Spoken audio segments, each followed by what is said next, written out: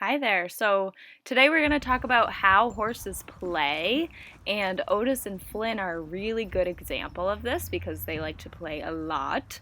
So we wanted to share these videos with you, but also tell you a little bit about what's going on in them.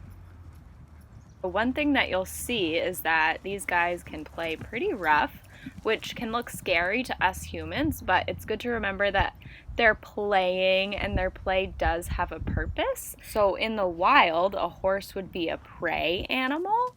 So they're only ever going to play if they feel totally safe in their environment.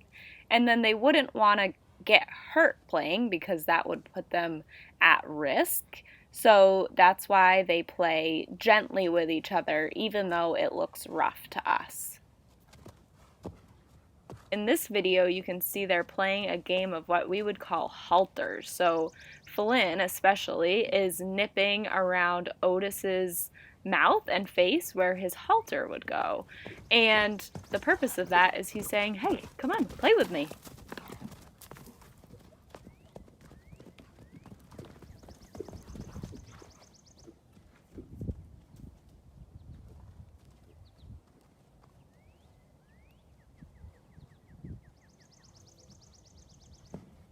So this is why we don't want to touch our horses around their nose and mouth, because to them that says, let's play like I play with my horse friends, but we're not the size of a horse, so that wouldn't be very safe for us.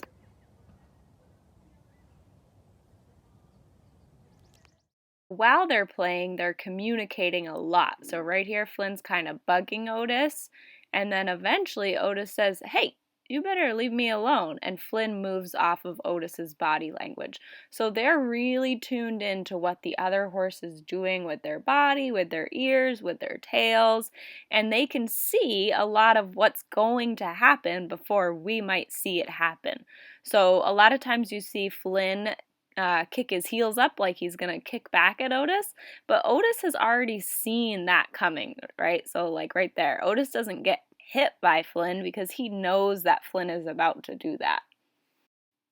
So the more that you watch horses, whether they're playing or just hanging out in their pasture, the more you learn about how they communicate with each other, and then the better you can communicate with your horse.